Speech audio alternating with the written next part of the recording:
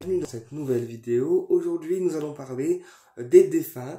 Voilà, et parce qu'il y a beaucoup de personnes qui me posent des questions par rapport aux défunts en ce moment. Et on va parler un petit peu des défunts. Alors déjà, un défunt, voilà, quand il se désincarne, il faut quand même un temps en fait d'intégration parce qu'il faut le temps qu'il monte dans l'au-delà, dans le monde en fait spirituel avec ses guides spirituels. Voilà. Et aussi avec des gens de la famille, s'il a perdu des gens de la famille. Alors, qu'est-ce que c'est un guide spirituel? C'est un guide qui va guider uniquement la personne dans sa vie spirituelle, donc qui va aider la personne vivante ou défunte à s'orienter et à mieux vivre sa vie spirituellement comme matériel. C'est-à-dire qu'un guide spirituel, il n'intervient pas uniquement dans notre vie physique, la matière, donc la cinquième dimension. Non, la 3D, pardon, la 3D, parce qu'ici on est dans la 3D. Il intervient pas uniquement dans la troisième dimension, il intervient également dans notre vie spirituelle et dans notre vie matérielle. Donc, pour qu'une personne lambda ait accès à ses guides, parce que souvent j'ai des personnes qui me demandent, mais Jimmy, comment on peut avoir accès à nos guides? Ben en fait, c'est simple les gars, il suffit juste de leur parler, en fait, comme s'ils étaient près de vous. Voilà, de leur dire s'il vous plaît là-haut, j'ai besoin de telle chose. S'il vous plaît là-haut, merci de m'aider dans telle situation. Voilà, mais tout le temps, s'il vous plaît là-haut, ou s'il te plaît guide, voilà, parce que pourquoi s'il te plaît ou s'il vous plaît? Parce que les guides, même si ce sont des âmes, des êtres de lumière qui sont désincarnés, c'est quand même des personnes, certes qu'ils n'ont pas le corps humain, qu'ils n'ont plus une énergie humaine parce qu'ils sont plus de ce monde, mais ça reste quand même des personnes, voilà, voilà à respecter. Ensuite, concernant les défunts, donc quand ils montent là-haut, il faut un temps d'intégration parce que le défunt, il faut le temps qu'il ait compris qu'il est parti et le temps aussi qu'il monte là-haut, donc dans le monde spirituel, dans lequel il retrouvera les siens, donc les gens de la famille comme des guides spirituels qui ont été là pour lui tout au long de cette vie physique, mais qui vont continuer à le guider en fait, même une fois passé à trépas. Ensuite, comment les défunts, à quel endroit les défunts sont actuellement quand ils partent? Eh bien, pour en avoir fait l'expérience, les défunts, ils ont ce fameux tunnel blanc qu'on appelle aussi la porte de l'au-delà, dans lequel le défunt entre, voilà, dans ce tunnel blanc. Et ensuite, ce sont des jardins avec des grilles, donc des jardins avec des fleurs, avec de l'eau, des courants d'eau. Voilà, et avec des grilles, et chaque en fait évolution du défunt qu'il fera va le faire monter d'un palier à un autre, puisque au niveau des défunts, on fonctionne par palier en fait. Plus ton âme elle évolue de l'autre côté, plus tu vas monter en grade entre guillemets, et plus tu vas monter de jardin jusqu'à atteindre entre guillemets le jardin du paradis, là où tu seras le mieux en fait, et quand tu atteins le jardin du paradis, c'est que vraiment ton âme elle a purgé tout ce qu'elle devait purger, voilà, et que c'est voilà ton épuration elle est quasiment faite. Alors vous me direz comment tu sais qu'ils sont dans des jardins avec des fleurs, avec des cours d'eau, etc.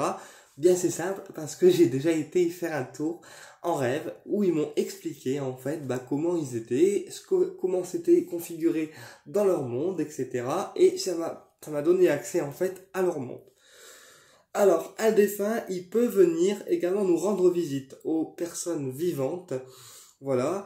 Par exemple, si on est triste, si on est mélancolique par rapport à un décès, eh bien la personne défunte ne montera pas, elle n'ira pas de l'autre côté, elle prendra la décision de rester en fait sur la personne, puisqu'une âme défunte peut très bien se fixer sur la personne, donc se mettre sur ses corps énergétiques, auquel cas on sentira des sensations désagréables, comme par exemple les mal de gorge, ou par exemple une lourde présence sur les épaules, ou par exemple les sensations que le défunt avait avant de partir, ou parfois aussi ses maux physiques qu'il avait quand il était encore présent.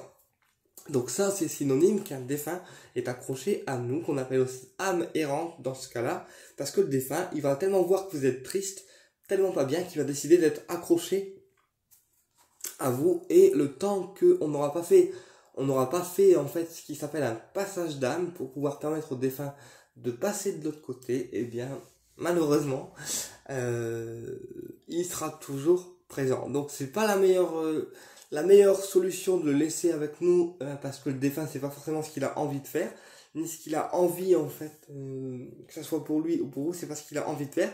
Le défunt il a envie de monter là-haut, mais le problème c'est que les gens sont tellement tristes et attristés parfois que ça les empêche malheureusement d'évoluer. Et donc il faut faire appel à ce moment-là à un passeur d'âme qui permet d'ouvrir un accès de lumière, un tunnel de lumière de l'archange Michael pour faire passer l'âme de l'autre côté et lui permettre d'avoir accès à cette fameuse porte et à ce fameux monde spirituel. Voilà. Alors, les défunts, ils peuvent nous rendre visite dans les rêves, voilà. Juste pour faire un petit coucou, voilà, nous dire qu'ils sont toujours présents, mais ils peuvent également nous rendre visite en format réel, c'est-à-dire que parfois, ils peuvent en fait se mettre dans l'antre de la porte, dans le cadre de la porte, dans le cadre des portes, voilà, et rester en fait fixe sur nous une fraction de seconde. Alors pourquoi j'ai une fraction de seconde? Parce que la plupart du temps ça dure une fraction de seconde. On n'est pas sur vraiment, on n'est pas sur un défunt qui va rester une heure à vous regarder, une heure à vous parler. Non.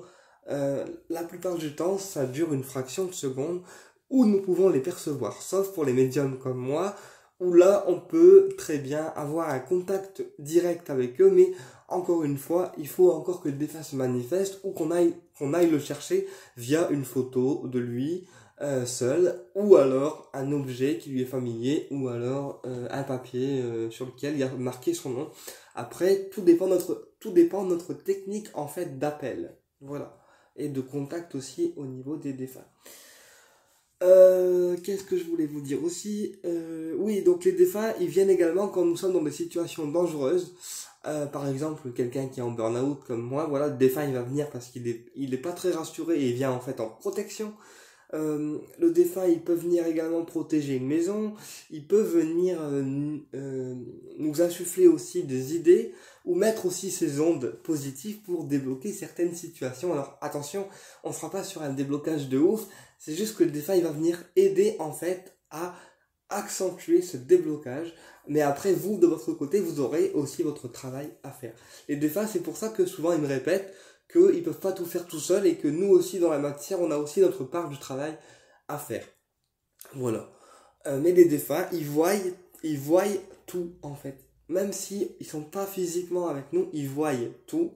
Ils entendent tout. Ils ont encore accès à des endroits, à nos endroits de maison, parce qu'en fait les défunts quand ils accèdent à nos endroits de maison ou à n'importe quel endroit, ils ont cette faculté d'être interdimensionnels, auquel cas ils peuvent en fait accéder de pièce en pièce dans plusieurs dimensions différentes, ce qui leur permet d'être à plusieurs endroits en même temps finalement, puisqu'ils ont la faculté de passer à travers les murs, passer à travers les pièces et d'être en fait à plusieurs endroits différents dû à leur facteur interdimensionnel qu'ils intègrent après être passés à trépas, quelques temps après. Alors, moi, ce que je vous raconte là, c'est pas du blabla, hein, parce que moi, je suis pas quelqu'un qui blablate dans les vidéos pour ne rien dire. C'est de l'expérience personnelle, c'est aussi du vécu. C'est des choses que j'ai vues, que des choses que j'ai entendues, et également des choses que j'ai expérimentées. Voilà, donc voilà comment les défunts se manifestent. Donc, ils voyaient tout, en fait, hein, de leur enterrement jusqu'à la vie que la personne physique, elle vit, enfin... Ils voient en fait leur enterrement jusqu'à loin pour la personne qui est encore là physiquement. Mais ils ne peuvent pas tout le temps être avec vous parce qu'ils ont aussi des missions à faire, c'est-à-dire ils ont aussi des autres êtres à guider. Voilà, donc des âmes errantes, des âmes qui viennent dans là-haut. Les défunts qui, on va dire, qui sont morts depuis un petit moment vont être habitués et vont avoir ce rôle de protecteur en guidant les autres âmes, en leur expliquant un petit peu le chemin qu'il faut faire, voilà, pour pouvoir s'élever encore plus. Mais nous avons également des guides de lumière qui supervisent entre guillemets les défunts, parce que c'est les guides de lumière qui nous donnent l'autorisation de contacter un défunt ou de ne pas contacter un défunt. C'est-à-dire que parfois, on va aller dans une conférence médiumnique, voilà, où il va y avoir plusieurs personnes avec plusieurs photos différentes posées sur la table, et les guides spirituels qui vont être les nôtres, voilà, vont nous dire, bah non, en fait, on donne pas l'autorisation au défunt de venir te contacter parce que c'est pas encore le moment, ou alors il ne veut pas venir. Voilà, sachez que ça arrive rarement, mais ça peut très bien en fait arriver. Alors pareil, après, comment on peut appeler un défunt si on souhaite, voilà, si un jour on n'a pas le moral et qu'on souhaite que le défunt il vienne nous faire un petit signe, voilà. On peut appeler les défunts avec des bougies parfumées, voilà, des bougies qui sentent bon ou une coupelle de pot pourri qui sent bon, du genre la muscade, la violette, la menthe, etc. Comme quand on fait l'appel à Métatron, parce que comme c'est des herbes en fait à forte vibration, parce qu'ils montent les énergies vibratoires de la personne, et que c'est des choses qui sentent bon, ça appellera donc des choses positives. Voilà comment on peut appeler un défunt avec une petite bougie blanche, de l'eau bénite, des herbes qui sentent bon, mais vraiment quand on appelle un défunt, il faut vraiment qu'on choisisse une bougie ou quelque chose qui sente bon, justement pour augmenter nos vibrations à nous, comme celui du défunt, voilà, et en même temps le défunt quand il arrive, au moins ça sent bon, et c'est agréable pour lui, voilà.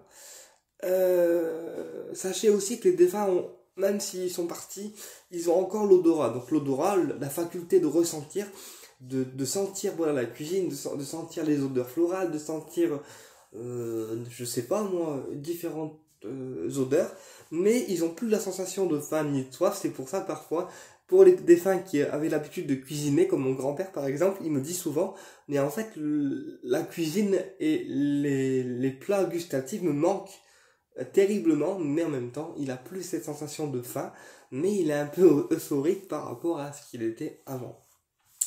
Voilà, écoutez, j'espère que cette vidéo vous a plu et je vous dis à très bientôt pour une prochaine vidéo. N'hésitez pas à me laisser des commentaires si cette vidéo vous plaît ou à encore vous abonner à la chaîne si l'envie vous en dit.